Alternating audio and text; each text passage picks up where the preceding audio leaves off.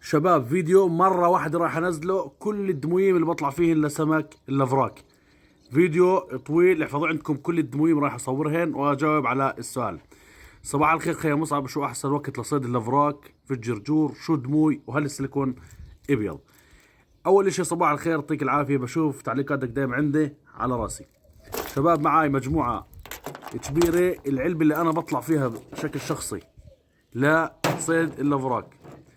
شوفوا جماعة، أول شيء مشان تكونوا عارفين فيش بالنسبة لقصة الألوان، أنا بآمنش بقصة إشي اسمه ألوان بالنسبة للسمك. السمك لما بده ياكل، لما بده يضرب أي لون موجود قدامه بضرب عليه. بالنسبة للدمويم، أولا أنا عادة بستعمل الدمويم اللي حديت 7 سنتي، مش أكثر من 7 سنتي.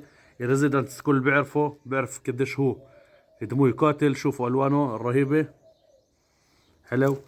كل دمويم الباتشينكو باشكالها والوانها، باتشينكو بيعرفوه الصيادين الفاتيكين كيف شكله. هاي واحد، هاي لون، وهاي اخرى لون، هاي اثنين. عندك الدموي قاتل رهيب جدا جدا الافراك اللي هو الفيد. جماعة الخير الفيد 100، شوف الوانه، شوف عينيه. هاي اخرى واحد.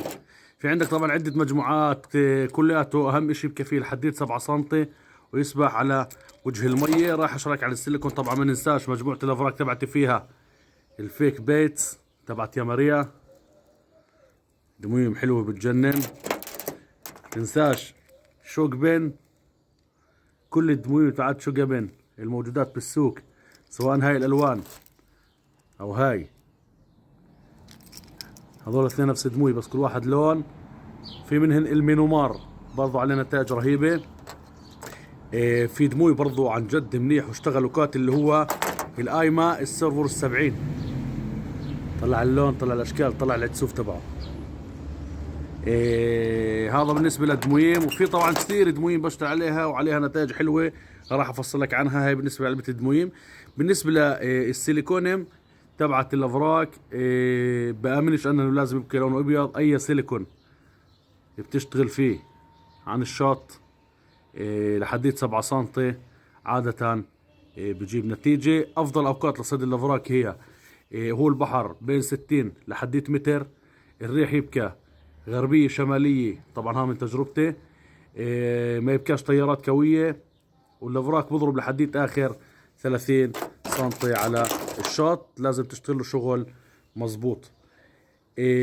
بالنسبة لأفضل أوقات، أحسن أوقات أنا صدت فيهن أوقات الصبح، يعني من طلوع الضي لحديت ما تقريبا الشمس تبلش تبكي ساطعة على المي منيح منيح. بالنسبة للجيج هيدات اللي بحطوهن على اللي بنحطهن عادة على السيليكونيم، يعني لحديت 9 جرام عندك بمشي معك منيح، بعتقد تاخذ عليه نتائج حلوة. تابعونا لكل جديد، وتحياتي لكم. واي سؤال اكتبوا لي هنا، مش على الخاص لانه مش دائما بشوف الخاص. صباح الخير.